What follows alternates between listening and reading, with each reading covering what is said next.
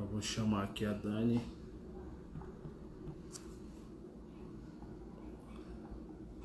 Bom, pessoal, primeiramente, boa noite a todos. Sejam bem-vindos aí a mais uma live da página mais bruta do Brasil. Embora hoje eu esteja de Estados Unidos, camiseta que eu troquei aí com um colega de prova. É uma live muito interessante, muito bacana.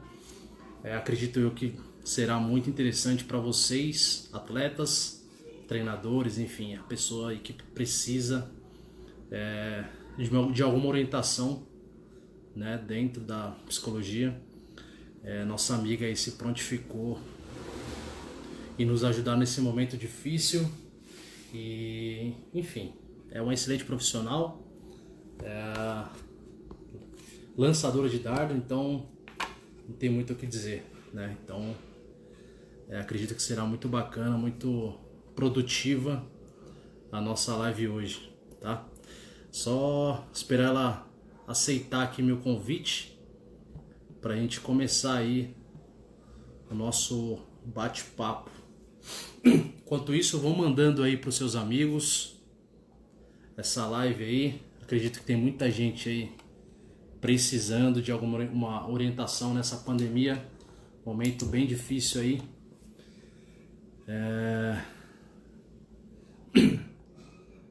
Pô, a Dani não tá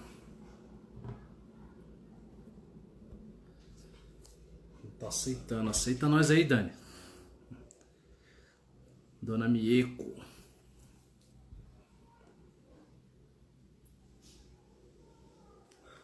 Pô, manda a live pra Dani aí. Ah, agora ela viu.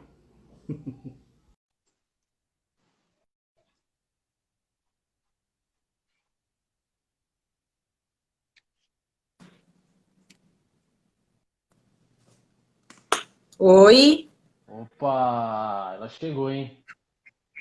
eu não tô Boa conseguindo me noite. ver. Boa noite. Você tá conseguindo me Eu, ver, me ouvir? então, eu estava, mas acho que você tá agora com a mão na câmera. Agora sim, agora tá legal. Tá pretinho pra mim. Que Agora sim. estranho. Boa Bom, eu noite, não tô me dona vendo, Dani. mas Você não tá se vendo? não, não Mentira. sei por quê. Ah, pra mim tá Ah, mas é perfeito até aqui. pode deixar assim, não tem problema. Se o pessoal estiver me vendo, tudo bem. Você Não, estiver eu me tô te vendo, vendo. me O ouvindo. pessoal, o pessoal que tá acompanhando a gente tá vendo a Dani, tá me vendo. Tá tudo certo com a live? Deixa um joinha aí, se tiver tudo certo. Senão a gente Manda um sai e entra feedback de aí pra novo. gente saber. Não sei nem como tá meu cabelo. É, pra Não, mulher tá é ruim bom. não te ver. Nossa, Tá muito. bom, tá bom. Tá tranquilo. Bom, ninguém mandou nada aqui, mas Ah, mandou acredito. ali, ok, vejo os dois. Ah, boa. Então é isso. Dani, muito boa noite. Seja Boa bem-vinda à nossa noite. página, né? A página não é minha, a página não é só de uma pessoa, a página é nossa, foi criada aí para fomentar Sim, informação, para divulgar informações, disseminar conhecimento, enfim. E hoje a tua presença aqui é muito ilustre, né? Nós estamos aí passando por um momento bem difícil, de com pandemia, certeza. né? Então, você com o seu lado profissional, com certeza poderá nos ajudar e nos orientar, né, nessa luta Sim, que está sendo diária. E vamos começar falando um pouquinho de você, né? Para quem não sabe, não tem como não saber, né? A menina tem a quinta melhor marca da história no lançamento do dardo, então ai, acredito que todos aí saibam quem que é a Dani Mieko. Então, eu gostaria que você fizesse uma breve apresentação aí sobre você. Enfim, falando o básico aí, depois a gente começa a entrar um pouquinho mais na área da psicologia, sim. beleza? Ok. Bom, eu vou me apresentar um pouco, vamos dizer assim, na minha carreira esportiva, né? Eu sempre fui muito apaixonada por esportes, né? Sou apaixonada por todo tipo de esporte. E eu comecei a treinar para competir muito cedo. Eu comecei com 7 anos. Eu fazia softball. Algumas pessoas não conhecem esse esporte. Ele é, vamos dizer assim, o feminino do beisebol.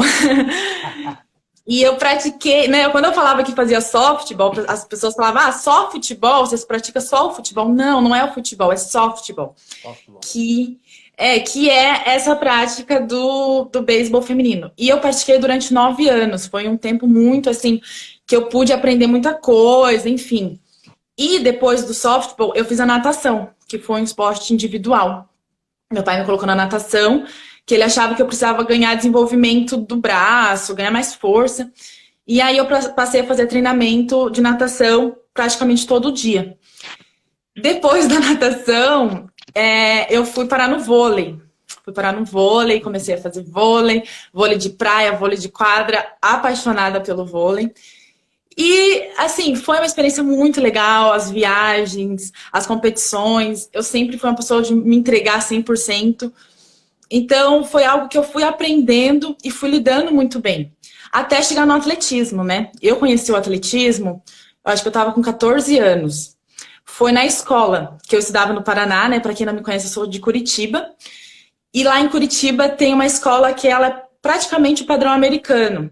É uma escola que você faz, enfim, na época que eu entrei, né? Fazer uma prova para entrar nela. E lá eles já te encaminham para esporte. É uma escola muito voltada para o esporte. Então, você se matricula na escola e você já faz peneira para todas as modalidades. E nessa escola já tinha pista de atletismo sintética, enfim, tinha uma estrutura surreal. E aí eu falei, eu vou fazer o vôlei, porque o vôlei é uma coisa que eu gosto e tudo mais. E nem cogitei no atletismo. Eu pensei, nossa, que atletismo? Eu vou ter que ficar correndo. Eu pensava que atletismo era ficar correndo. E aí eu tinha uma amiga minha, Mitsui, que ela era do softball. E ela falou, Dani, vem pro atletismo, é muito legal, tem outras provas, você é muito boa. E eu falei, não, imagina, eu vou ficar me matando de correr, né? Falei pra ela, não quero não.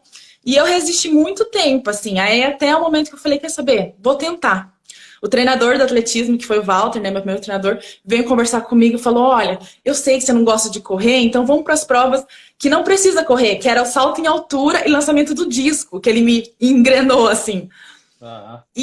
E aí eu comecei nessas duas provas, no lançamento de disco e salto em altura. Tudo a ver, né? Um oposto do outro. Sim. E eu comecei a gostar, eu comecei a treinar, eu estudava de manhã e treinava à tarde. Eu comecei a gostar, vi que aquilo eu competia, ele me inscreveu na competição, eu fui muito bem, porque eu já tinha habilidade de outros esportes, né? Então foi muito mais fácil competir. E quando eu ganhei as competições de Curitiba, ele falou, nossa, a gente precisa investir mais em você, a gente precisa treinar mais. Aí ele falou para me largar o vôlei, porque eu fazia os dois esportes. E eu falei, o vôlei é minha paixão, não posso largar o vôlei. Nossa, imagina. E aí eu fiquei fazendo os dois, jogava vôlei e treinava atletismo. Até o momento que eu fui pro Brasileiro. Foi a primeira competição que eu fui, brasileiros escolares, né? Fui pro Brasileiros Escolares, aí a escola fez maior publicação, porque, nossa, era muito difícil chegar no Brasileiro Escolar. E aí eu falei, nossa... Aí eu fui pro Brasileiros Escolares, e aí eu vi que era uma realidade muito diferente, que era... Assim, eu comecei a me apaixonar pelo esporte, né? E aí eu fui competindo e tudo mais, e lá eu tive a oportunidade de conhecer algumas equipes, né? De São Paulo, enfim. E eu falei assim, aí eu teve um treinador de Campo Mourão, que era do Paraná mesmo, que falou, você não quer ser federada, você competir pelo clube e tudo mais? Aí eu falei, não, acho que não, eu tô fazendo mais no colégio, né? Treinava 2 vezes por semana só. Aí ele falou, não, eu te pago. Aí você vai e compete. Eu falei, opa, já mudou vamos dizer, a linguagem. E aí foi ali que eu me profissionalizei, que eu escolhi com 15 anos, falei, não, vou me profissionalizar, porque é um caminho que eu gosto. Imagina, ganhar pelo aquilo que você gosta de fazer, né? Você não precisar... É um trabalho, mas que você é paga para fazer aquilo que você gosta. Aí eu falei, nossa, maravilhoso, né? Associar o útil ao agradável. Sim, aí fui competindo por Campo Mourão, competi por Campo Mourão, 2 anos, acho que foi, até o momento que chegou no vestibular para mim fazer a faculdade. E aí eu tava no impasse, porque eu ia parar de treinar, porque o colégio ia acabar, e eu precisava fazer uma faculdade. Aí eu falei, meu Deus, eu vou fazer educação física, porque todo mundo falava, faz educação física, você é atleta, então faz educação física. E eu até prestei na Federal de Curitiba para educação física. Só que aí que aconteceu, uma coisa muito assim, reviravolta na minha vida. Eu fui para São Paulo, que era onde minha avó e minha tia moravam, E um treinador de São Paulo, né, o Marcelo, ele tava lá treinando heptatleta. Olha que coisa. E o treinador lá de Santos queria me contratar para eu competir por Santos, treinando lá no Ibirapuera, que era no Projeto Futuro. Então eu treinaria com um treinador do Projeto Futuro e competiria por Santos. Ganharia mais. Aí eu falei, poxa, eu acabei de prestar o vestibular aqui em Curitiba e tal, e tinha ido bem. Aí eu falei assim, mas eu não sabia se eu queria levar para frente o atletismo. Só que a oportunidade era muito boa. Eu falei, nossa, eu vou poder ir para São Paulo, eu vou poder ter uma equipe assim que vai me apoiar mais. E aí eu falei assim, se eu não passar na segunda fase, eu vou para São Paulo e me viro lá para conseguir faculdade. Aí aconteceu, eu não passei na segunda fase da federal. E aí eu fui fazer o teste lá em São Paulo, só que eu era muito descoordenada, eu era, tipo, muito assim, vamos dizer, eu não sabia as coisas de coordenação, de movimento, porque eu treinava 2 vezes por semana com o professor da escola, então não tinha muito conhecimento. E aí quando eu cheguei lá, o meu treinador olhou pra mim e falou, olha, você é uma, vamos dizer assim, a gente vai ter que lapidar bastante pra você transformar ali no seu resultado. E, Alan, assim, foi incrível que eu falei, meus pais me apoiaram muito, né, nessa decisão, porque eu ainda era menor de idade. E eu falei, eu vou me esforçar, eu vou abraçar essa oportunidade, porque eu vou morar num lugar onde eu vou ter toda a estrutura, vou ter a moradia, vou ter alimentação, nutricionista, dentista, psicólogo. Então tinha toda a estrutura lá no Projeto Futuro. E eu estaria ali num lugar onde eu teria oportunidades, né? Oportunidades infinitas. Aí eu comecei a treinar de verdade, foi em 2012. Comecei a treinar 6 vezes por dia, heptatlo. Comecei no... Minha carreira ali em São Paulo foi no heptatlo. Eu treinava tudo, salto em altura, dardo, peso, velocidade, enfim, treinei tudo. E aí meu treinador falou... Hã? Então, eu competi heptatlo no Paraná, fui campeã paranaense, foi assim, eu não era boa em todas as provas, vou admitir que eu não era boa. Eu era muito boa no salto em altura e no dardo. As outras eu enrolava, assim, sabe? Não era muito boa, não. Mas aí eu treinei muito, sabe? Quando você se treina mesmo, eu falei, eu vou focar. E lá no Projeto Futuro era uma coisa assim, que era um lugar muito bom, mas as pessoas, vamos dizer assim, elas acabavam se distraindo muito, sabe?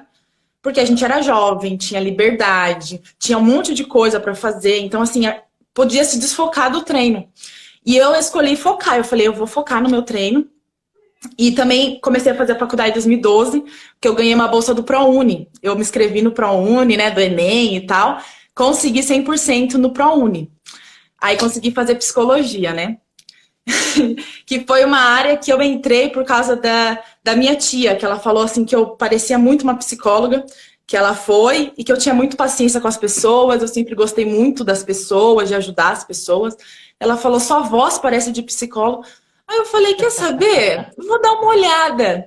E aí quando eu vi que psicólogo tinha psicologia esportiva, organizacional, escolar, e assim, tinha uma possibilidade de áreas, né, totalmente abrangente, aí eu falei, nossa, pode ser um caminho muito bom, porque assim, o trabalho era com pessoas, e eu amo trabalhar com pessoas.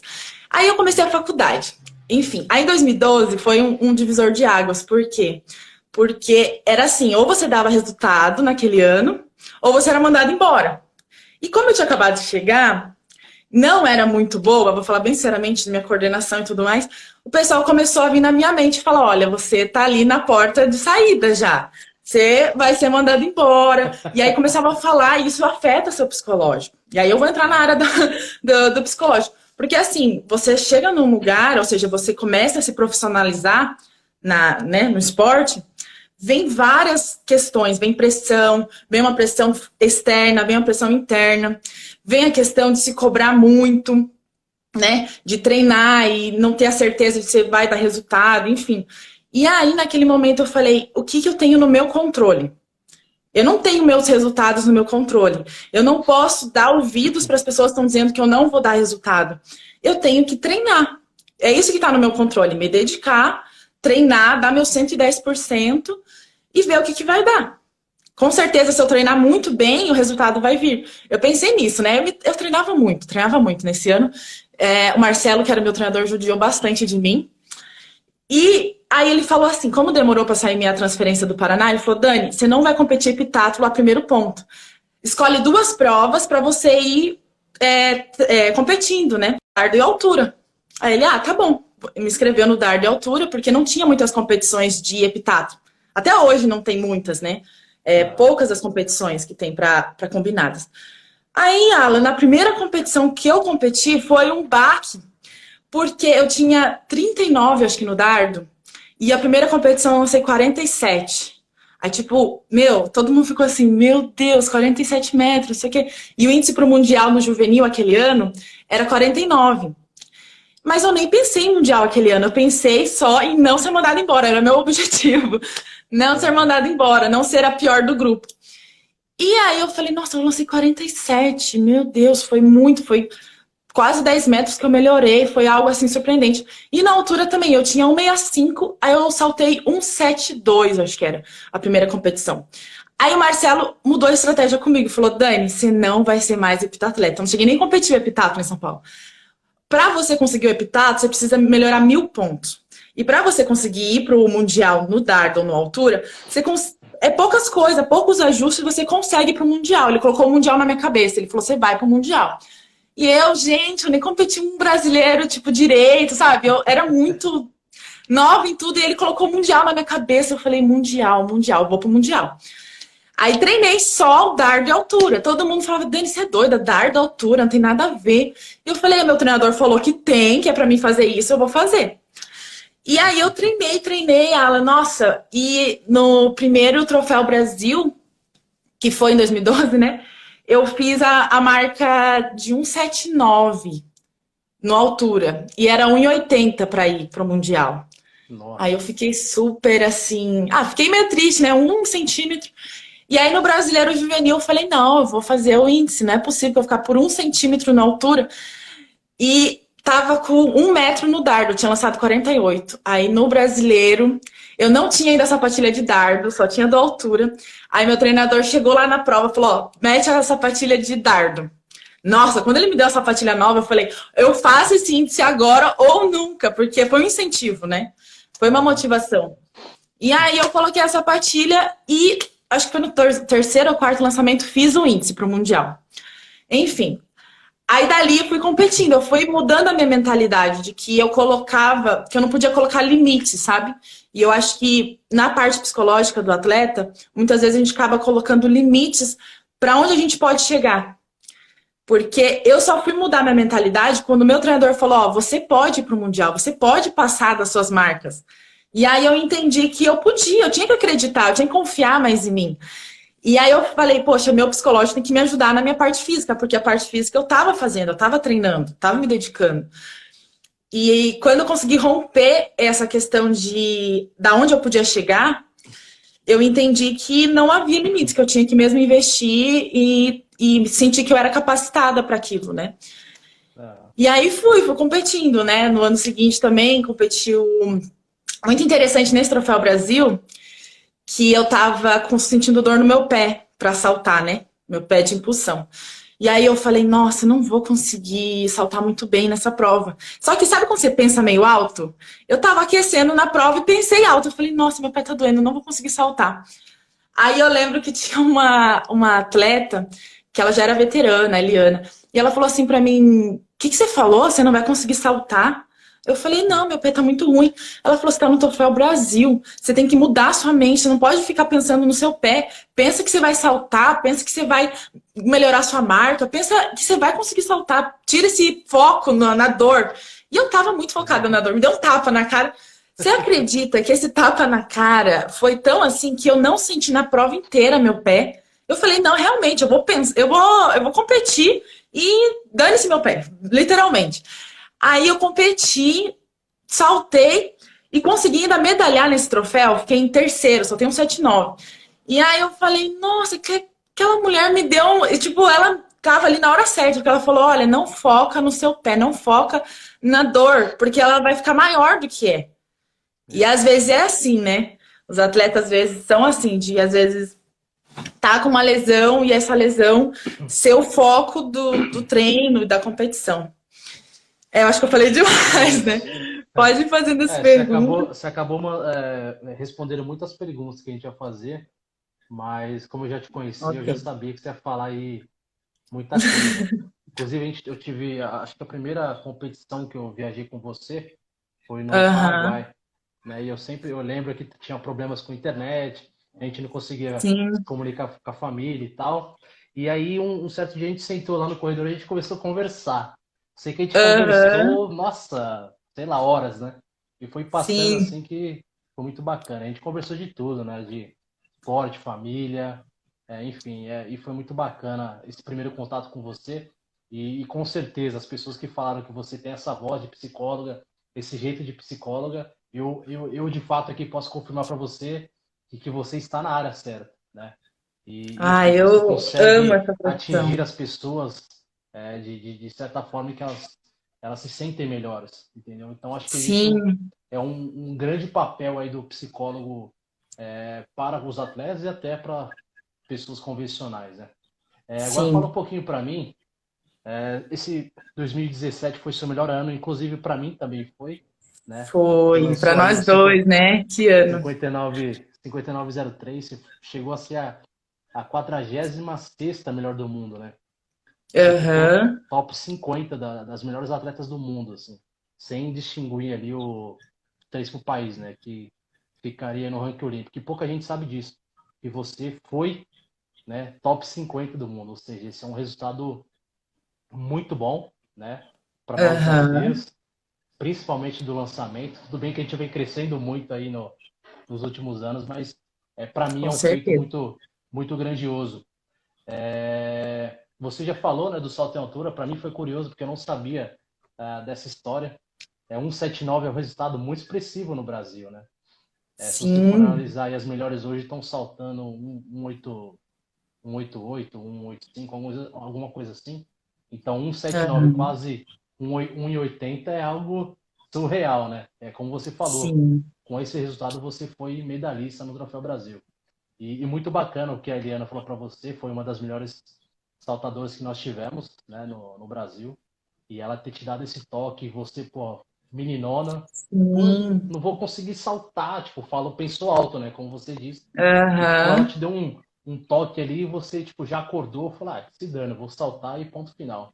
E eu compactuo muito com isso, porque já aconteceram situações muito semelhantes como essa, né, na minha rotina.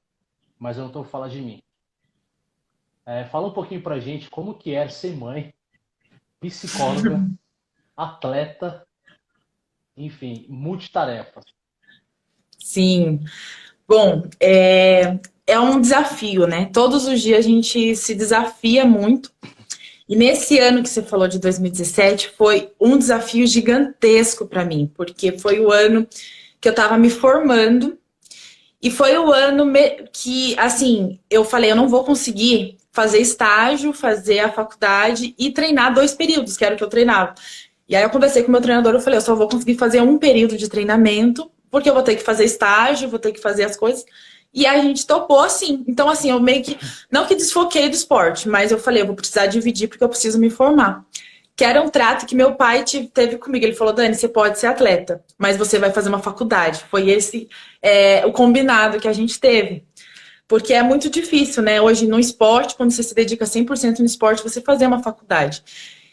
E, incrível que pareça, eu acho que foi muito por a questão de eu focar em terminar a faculdade, que meu ano foi muito incrível no sentido de marcas. Porque eu É, estava treinando e a questão da ansiedade, eu acho que é algo que pode prejudicar muitos atletas e pode ajudar outros atletas. Depende de como eles funcionam. Né? A questão da ansiedade para mim, eu preciso estar com baixa ansiedade para competir e tudo mais, porque eu concentro muito mais, tenho mais atenção. E quando eu fiz a minha melhor marca, foi um dia que eu fiz estágio até meio-dia. Eu tava na correria, tinha que fazer almoço e tudo.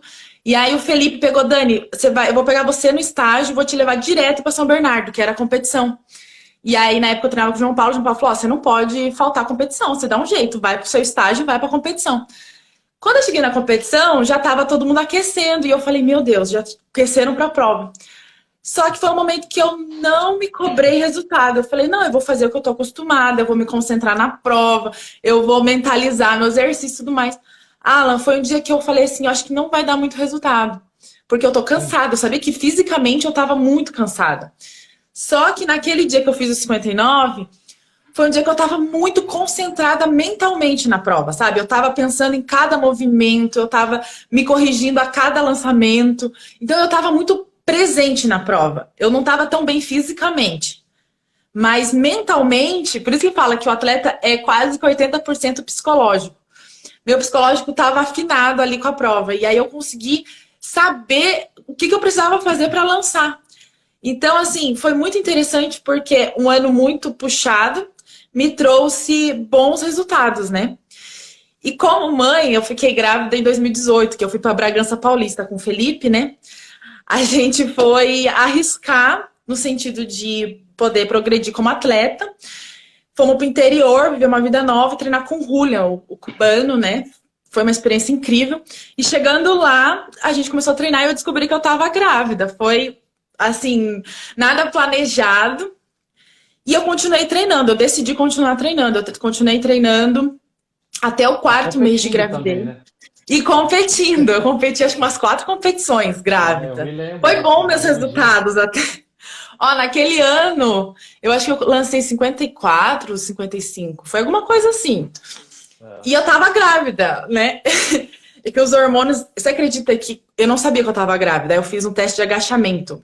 Sabe o quanto que eu fiz no agachamento? Acho que foi os hormônios. Eu fiz 250, mas assim, eu não tava sentindo tanto. Tanto que o treinador, o Julian, falou, para, tá bom, vamos ficar ali. Só que eu levantei esse 250 como se fosse, tipo, 180.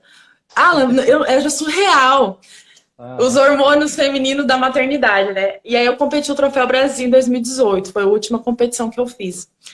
E agora, conciliar é algo assim, um desafio. Por quê? Porque meu filho é pequeno, né? Quando ele nasceu, eu decidi voltar a treinar. Então, eu fiz uma parceria com uma academia em Bragança Paulista. Eles falaram, ó, você pode vir trazer o seu filho. Eu levava ele no carrinho de bebê. Levava ele pra academia, ele tava com 1 mês e pouco. Levava ele pra academia. Ele ficava lá dormindo, eu amamentava ele. E esteira, e bicicleta, e peso. Fazia tudo. Então, e o Felipe me ajudou muito. Assim, eu tive algumas ajudas, tanto de amigos e tudo, porque não tinha familiar lá. E hoje a gente está em Santa Catarina. Não sei se você ficou sabendo que a gente voltou para Santa Catarina, para a cidade do Felipe. A gente está morando aqui agora, faz 1 mês e meio por aí. E a gente tá perto da família dele e a gente vai continuar treinando, né? O Felipe representa Rio do Sul.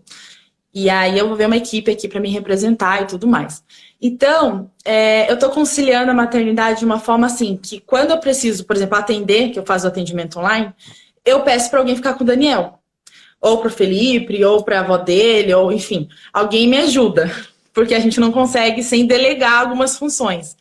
E aí eu peço mesmo ajuda. Eu falo, ó, gente, agora eu preciso treinar. Eu treino com o meu filho, eu até postei hoje um vídeo, eu falo, não, é hora que ele tá brincando, eu pego ele tá bem pesado. E aí eu falo, não, eu vou treinar com ele. Porque não tem desculpa, né? Eu acho que se a gente quer, a gente vai e enfim, faz as coisas, se adapta. Sim.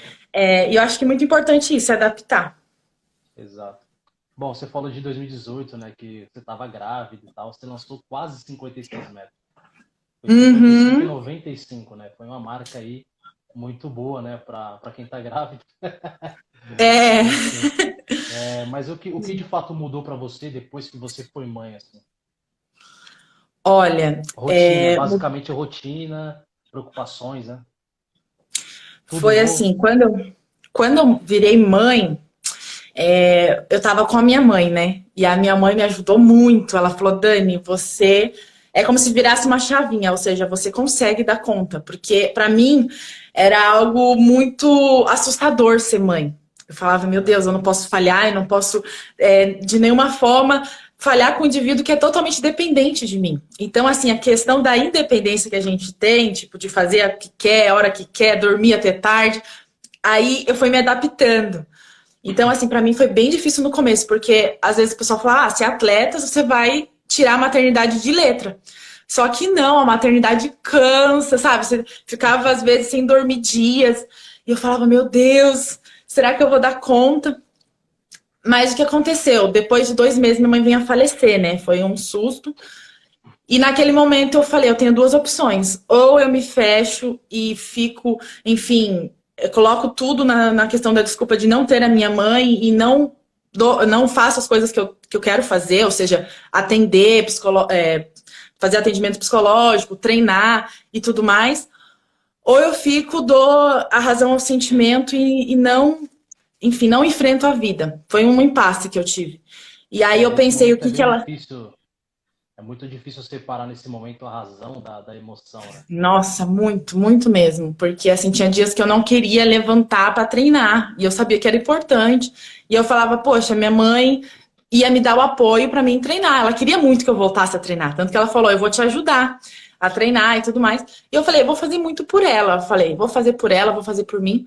Então, eu tive muita ajuda mesmo, assim. E eu tive algo dentro de mim, uma motivação de falar, de levantar todos os dias, falar, eu vou lutar mais um dia. Eu pensava um dia de cada vez.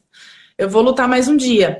Eu levava o Daniel para a pista de atletismo, levava ele lá e lançava, e assim, me adaptava, porque se a gente ficar dando desculpas, né, colocando, eu podia falar, poxa, eu não consigo treinar por causa do meu filho. E aí lá na frente ele ia me ver frustrada porque eu coloquei toda a culpa nele de não fazer, enfim, viver o meu sonho, que era ser atleta. Então eu acho que a maternidade ela te faz ser mais forte, pra mim, pelo menos. Ela me deu a capacidade de entender que eu posso dar conta, que eu posso conciliar as funções múltiplas de ser uma mulher, mãe, enfim, profissional, e que assim, a minha prioridade é meu filho hoje. Eu olho meu filho e falo, nossa, eu quero que ele se orgulhe de mim como mãe, e enfim, que ele olhe uma mãe feliz, né? Bacana. Acho que a maternidade, a paternidade também, porque eu tive uma situação muito parecida com você, eu não esperava, simplesmente Sim, aconteceu num relacionamento muito recente, mas graças a Deus tudo se alinhou e é incrível como a gente fica muito mais forte, como a gente, sei lá, meu, acho que sei lá, o mundo parece que conspira para a gente ficar melhor, assim. Eu tive essa sim. visão, né, após a minha filha ter nascido e foi muito legal. Mas vamos deixar um pouco deixar um pouco de lado essa parte aí atleta e vamos entrar um pouquinho para o Ok. seu lado hoje, né, profissional. Eu sei que você está Sim. atuando bastante hoje como psicóloga. Você só atua com psicologia esportiva ou faz outros também? Sim, eu atendo também a clínica, né? Que é, enfim, meu foco na clínica, eu atendo mulheres adultas, né? Com várias, vamos dizer assim, vertentes da psicologia, como ansiedade, depressão, relacionamentos. Atendo homens também. Então, assim, a clínica é um atendimento que eu faço individual, né? Aí eu tô atendendo online, por causa de toda essa pandemia e tudo mais, né? Eu tava atendendo no consultório, aí eu mudei para essa versão online, né? E aí eu atendo eles semanalmente. Sim. Com relação à psicologia esportiva, que é algo que eu amo, né? Porque eu vivo. Vamos lá explicar um pouquinho do que é, Não, né? eu tenho algumas perguntas aqui que eu formulei para você, Sim. né? Eu Ah, sou um legal, entrevistador legal. Pode. profissional. Ah, Mas vamos interessante. lá. Vamos lá, que eu souber, eu posso responder. Primeiro é uma muito que todo mundo zoa, né, na verdade. A psicologia, ou quem passa no psicólogo, é de fato louco?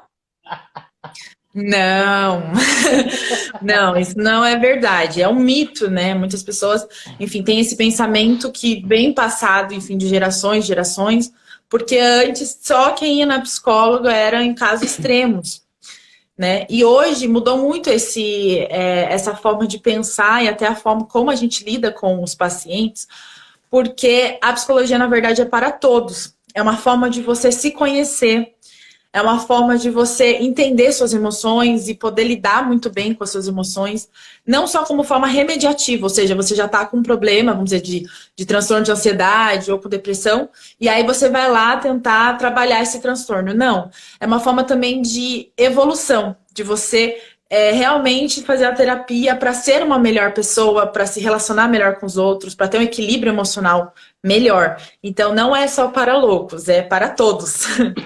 Sim, bacana. Eu acho que você definiu uma outra pergunta que eu iria fazer para você. Eu ia te Uhum. perguntar qual que seria o papel principal da psicologia hoje para os indivíduos. E você soltou uma palavra que é se conhecer, né? Sim, Então, com acredito que certeza. a psicologia tem esse papel muito predominante, né, em se conhecer. Esse autoconhecimento faz com que a gente, né, não fica só aqui e começa também Sim. a olhar para outras coisas, né? Se você quiser definir É, melhor. porque a gente é corpo, mente e espírito. A gente não é só corpo, né? Então, muitas pessoas que voltam pro esporte vão falar: não, eu vou treinar, eu vou ficar com o corpo legal, eu vou ficar, vou me alimentar bem e tudo mais. Foca muito no corpo. Esquece que a mente também trabalha junto com o corpo, né? Então, não adianta só cuidar do corpo, né? Tem uma ligação muito direta entre mente e corpo.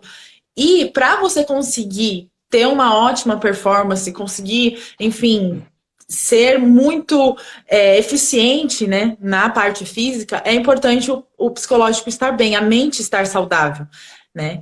Então tem que sim ter um equilíbrio, buscar um autoconhecimento, buscar essa vamos dizer assim, autodisciplina, autoaceitação, porque muitas das vezes o atleta ele passa por muitos momentos difíceis, não é só glórias, não é só vitórias, né? Não é São só muito mais derrotas do que glórias, né? são muito mais derrotas do que vitórias. E aí, como que esse atleta lida com a frustração? Como que esse atleta lida com o fracasso, com a derrota, né? Por exemplo, com um estado difícil. Por exemplo, nós estamos vivendo na epidemia e está sendo muito difícil para todos os atletas que não estão podendo ir lá na pista, enfim, no campo, fazer o seu esporte. Estão tendo que se adaptar em casa. Não é a mesma coisa, né? Então, como que lida com essa mudança constante, né? E às vezes com mudança até de planejamento, porque muitos estavam se planejando para esse ano em competições, em grandes competições, e tendo que se adaptar. A mente também ela tem que se adaptar. Então, assim, como você estar bem no momento difícil, no momento de adaptação? É muito Sim, agora importante. vamos entrar nessa próxima pergunta agora. Acredito que você já iria Sim. respondê-la. Como cuidar da mente, né, nesse momento tão difícil na pandemia, né? Então a gente está vivendo aí Aham. momentos bem difíceis. Como você mesmo disse, nós atletas não temos onde treinar, a gente fica tentando fazer adaptações dentro de casa, na rua, né, Sim. correndo riscos. E, enfim, a mídia jogando aquela pressão toda, e, enfim, todas informações vêm nos trazendo grandes pesos, né? E querendo ou não, caindo sobre nossas costas, né? E isso acaba gerando uma pressão, inclusive em mim, né? Gera, porque eu estava ali próximo dos Jogos Olímpicos, próximo Sim. aí talvez a realizar um sonho, e de repente, tipo, não vai ter, fechou tudo. Enfim, o que você aí deixaria de algumas palavras para a galera? Qual que é essa importância, né? Qual que é a importância do psicólogo nesse momento de estar acompanhando o seu paciente ou o seu amigo, familiar, não sei, com algumas sugestões e tal? Aham. Então, o atleta é muito importante sempre ter acompanhamento psicológico, né? Eu comentei que lá no projeto, já quando eu estava no começo da minha carreira, tinha um apoio psicológico dentro do centro de treinamento. Por quê? Porque o atleta, ele não é uma máquina, né? Até fiz um vídeo que ele não é, assim, uma pessoa que dá um resultado e que não tem outras coisas permeando a vida dele. Então, muitas vezes o atleta é pai também, né? O atleta também tem que ter um financeiro bom para se sustentar e tudo mais. Então, tem muitas outras coisas que ele tem que administrar. E o psicólogo vai ajudar ele a estar bem nos momentos difíceis, a tentar vamos dizer assim, na hora que tá tudo desabando, ele encontrar a motivação real, o sentido pelo que ele está fazendo. Aí ele aceitar o momento que ele está vivendo, porque não adianta ficar negando, ah, não, eu tô bem. É igual um exemplo que eu dei já em outra live, que muitos atletas fazem da dor psíquica igual a dor física.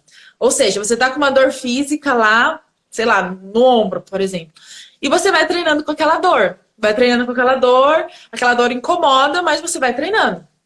Até o momento que essa dor fica insuportável. Ou ela chega a, enfim, gerar uma dor muito maior numa competição que você limita você de fazer o exercício.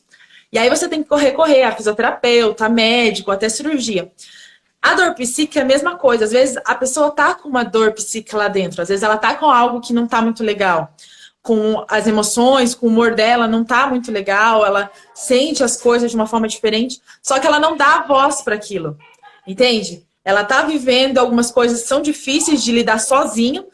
Mas ela não procura ajuda, porque ela acha que tem que estar forte, ela acha que tem que resolver tudo sozinha, ela acha que não precisa procurar um psicólogo, senão, enfim, tem aqueles preconceitos, se eu procurar um psicólogo vai ser sinal de fraqueza, vão achar que eu sou louco. E nada disso. É muito importante, logo que você perceber que algo não está legal com você, você poder ter a ajuda de um psicólogo. Porque aí você vai conseguir não chegar naquele estado muito assim, vamos dizer, extremo que eu falo. Né? Às vezes a pessoa tem uma crise, da pessoa, enfim, se desestabilizar, chegar numa competição importante, não conseguir. Às vezes tem pessoas que travam, né? Por exemplo, vai lá, tá uma competição importante e não consegue executar o exercício, a técnica da forma que treinou. Porque o psicológico trava, a pessoa tá carregando uma dor emocional há muito tempo, que não está sendo resolvida. Então o psicólogo vem para trabalhar a mente, para que a pessoa resolva essas questões e esteja bem. Igual o fisioterapeuta, ele trata para que você esteja bem 100% na hora da prova. Então o psicólogo vem também com esse tratamento emocional, né, que é de extrema importância para qualquer atleta. Bacana, Dani. Existe alguma, vamos chamar de dica, talvez, para as pessoas aí no dia a dia, não estou nem falando de competição ou treino, existe alguma dica que essas pessoas possam utilizar para alinhar o corpo e a mente, né, para não ficar tão depressivo, tão ansioso, enfim, com tanta carga negativa dentro de si? Então, é muito importante, primeiro, você ter essa autoaceitação. Ou seja, eu sempre falo para as pessoas para elas terem controle da sua mente, dos seus pensamentos. E aí você me pergunta, será que isso é possível, ter o controle dos seus próprios pensamentos? Para mim é bem difícil. Então, porque o que gera, por exemplo, uma emoção negativa, seja ansiedade, seja tristeza, seja o que for, não é a situação que nós estamos passando, mas sim os seus pensamentos que controlam a emoção. Então, eu falo para que as pessoas se perguntem. O que você está sentindo? O que você está sentindo nessa hora? Eu estou sentindo angústia, estou sentindo ansiedade. O que você está sentindo? Nomeie essa emoção. Né? Aí, segundo ponto, você parar e perguntar o que aconteceu para eu estar tendo essa emoção? O que aconteceu? Ou seja, é por causa da pandemia? É por causa que eu não estou treinando direito? Por que eu estou assim? Certo? É a segunda pergunta que você deve se fazer. A terceira pergunta é como eu estou interpretando a situação, de que forma eu estou pensando essa situação que está me deixando mal.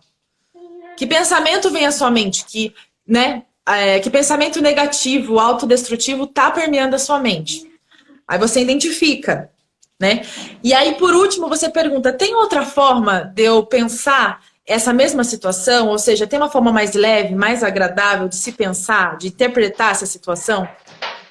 Porque o que te deixa mal não é a situação, é o que você está pensando e interpretando da realidade. Entende? Então, assim, tem gente que está lidando super bem com a epidemia. Tem gente que está aproveitando esse tempo para ficar com a família, para ler um livro, para, enfim, cuidar da saúde, várias coisas. E tem gente que está à beira do, vamos dizer assim, do colapso, que já está com crise de pânico, com ansiedade. Então, assim, como que você está lidando com a sua situação? seja familiar, seja do esporte, seja, enfim, da vida. Você precisa ter esse controle dos seus pensamentos, né? E abrir esse leque de possibilidade para se Boa. pensar. Bom, muito bacana o que você disse. Essas informações aí com certeza vai ser muito pertinente, né, para quem está nos acompanhando aqui ao vivo e com certeza para quem Sim. vai acompanhar depois aí. Eu vou deixar salva a live no IGTV e também colocarei no YouTube aí para posteriormente as pessoas conseguirem ver, conhecer melhor e pegar as dicas que você está nos dando aqui neste momento. Mais uma pergunta aqui para você. Qual que é a qualidade, ou o que não pode faltar no atleta, isso na visão do psicólogo, tá? Depois, Aham. se você quiser juntar, fazer um mix aí do atleta, mãe, psicóloga, amiga, esposas, enfim. Mas a princípio é o que o atleta aí precisa ter aí dentro de si, né, na sua cabeça, para se tornar um grande campeão, assim como você. Então, o atleta, eu gosto muito de falar do ISOF, que é a zona de individualização de desempenho ideal. Que seria isso, né? Seria assim, o atleta, ele tem um eu ideal, ou seja, você sempre pensa na onde você quer chegar. As suas marcas, seus objetivos, suas competições, tem ali um sonho do atleta.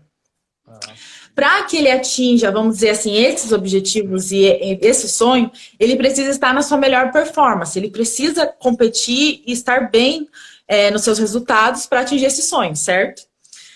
E essa zona de idealização, é importante você conseguir trazer ela para a prática, na hora da competição, por exemplo, né? Um conjunto de fatores. Ou seja, tem aqueles rituais, tem aqueles hábitos que as pessoas têm antes de competir. Não sei se você já teve os seus, né? Que às vezes é gatilhos de você, antes de competir, às vezes a forma como você aquece, como você respira, vamos dizer assim, as coisas que você fala antes de entrar para a competição, a autofala, né, a mentalização, como você mentaliza o seu lançamento, ou seja, você fecha os olhos, mentaliza seu movimento. Então, tipo, tudo isso você tem que encontrar um caminho que vai ser melhor para você estar bem na hora da prova, até na questão de lidar com a ansiedade da prova, né? Então, vamos dizer assim, cada atleta tem o seu jeito para chegar nesse ápice. Às vezes precisa mentalizar, às vezes precisa falar, às vezes precisa ter um gatilho, ou seja, uma música. Tem gente que ouve música para aquecer, para dar enfim, para chegar nessa motivação que ele precisa, né? E precisa se conhecer, porque igual eu falei, para eu competir bem, eu preciso estar com o nível de ansiedade, o estado de ansiedade baixo. É onde eu compito bem. Não posso estar muito ansiosa. Agora, o Felipe, ele é totalmente diferente de mim. Ele tem que estar super ansioso, tem que estar, assim, no nível, assim, pilhado para competir bem, né? Sim. Tanto que nas competições que são mais de pressão, de maior porte, ele vai muito bem, porque ele gosta de estar com a ansiedade lá em cima.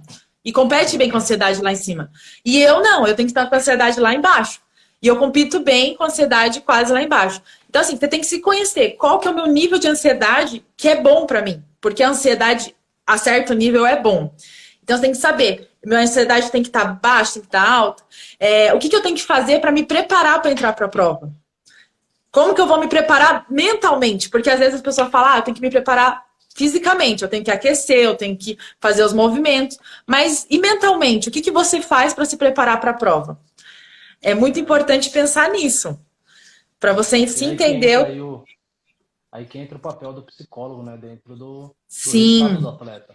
Muita gente esquece desse momento aí de aquecer a sua mente também. Uhum. Como a gente falou aqui no começo, o corpo ele é uma junção mente, corpo, espírito, né? Como você mesmo disse.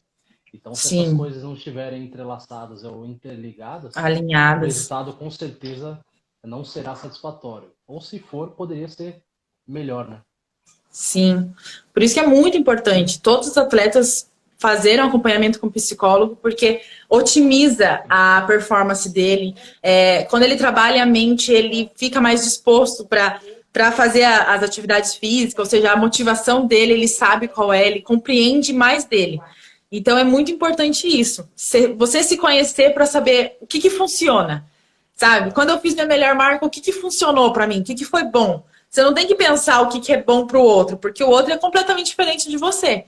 Então, assim, eu vou imitar tal pessoa porque eu admiro aquela pessoa, então eu vou fazer tudo o que ela faz.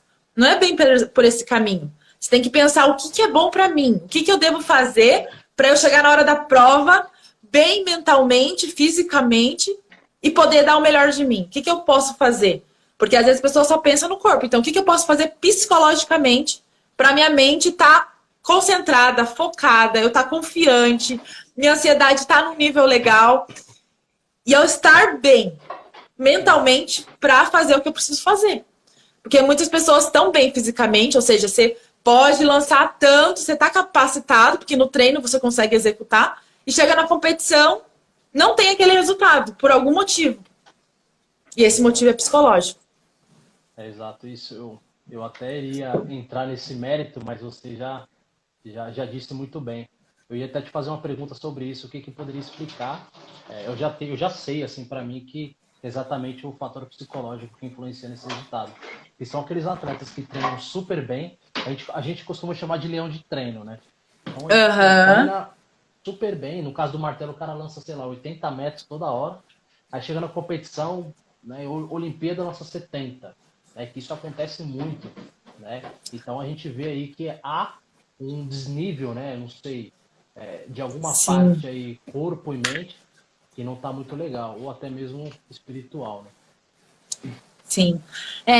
Normalmente nessas competições muito grandes, o que atrapalha muito é a questão da ansiedade, o nível de ansiedade. Porque se você não estiver no seu nível ideal de ansiedade, tiver a mais, o que pode trazer para o seu corpo? Fadiga. O seu corpo pode até afetar na questão motora, sabe? De coordenação mesmo. Porque a ansiedade, quando você está pensando em várias coisas, por exemplo, eu preciso fazer uma boa marca, meu treinador tá ali, a torcida, a cobrança do país e tudo mais, e você não consegue focar na prova, ou seja, eu falo muito da questão do flow, que é você estar totalmente na sua prova. Você não pensar em quem está lá fora, o que aconteceu na sua semana, você pensar só na sua prova, só no seu lançamento, você não pensar nem nos seus outros concorrentes. Você está tão concentrado no nível de concentração, de atenção plena, que aí você consegue dar o seu 100%. Você consegue fazer a mesma execução do treino na competição. Quando você consegue lidar com a ansiedade. Ou seja, você está naquele momento presente e sua atenção, seu foco é 100% na prova. Então, você consegue fechar os olhos, mentalizar o seu movimento, você consegue ter consciência do que você errou. Então, o nervosismo acaba não te atrapalhando. Não porque você está 100% confiante, mas porque você consegue estar calmo na hora da prova. Você consegue acalmar as suas emoções, que são várias emoções. Você está numa Olimpíada, né? Deve ser, eu nunca fui na Olimpíada. Eu também não. Mas eu acredito que deve ser várias emoções permeando ali dentro do indivíduo e ele tendo que controlar, tendo que abafar de alguma forma para fazer o movimento. Então pensa, que luta, né? A pessoa tá lá tendo que fazer o que ela sabe fazer, o que ela tá treinada para fazer. Mas se ela não ter o controle das emoções, que são diversas, isso pode prejudicar 100% no desenvolvimento, né, dela na prova. Exatamente isso. Cara, a gente já tá quase no final da nossa live aqui. Meu, Já? voa assim, é muito rápido. Meu Não tem Deus. como a gente conversar mais. Eu fiz um monte de pergunta aqui, mas não vai dar nem para fazer. Mas vamos tentar finalizar com uma pergunta, na verdade até uma dica, para aquele momento de competição. Né? O que você geralmente sugere, né, ou indica, né, para os seus pacientes, caso eles sejam atletas, na competição, qual que é aquele ritual mais comum, né, que os atletas utilizam aí? É claro que você precisa conhecê-los, cada um tem Sim. um jeito, né? Enfim, mas fala só um Aham. pouquinho aí rapidamente, qual que Tá, seria aí a dica para esse momento de competição. tá. Bom, igual você falou, cada atleta funciona de uma maneira. Mas o que funciona muito bem para praticamente todos é a questão da respiração diafragmática. O que seria essa respiração diafragmática? Encostar a Você barriga lá conseguir na coluna. respirar pela barriga, não pelo peito. Porque muitas pessoas respiram pelo peito e fica aquela respiração ofegante. É você conseguir contar.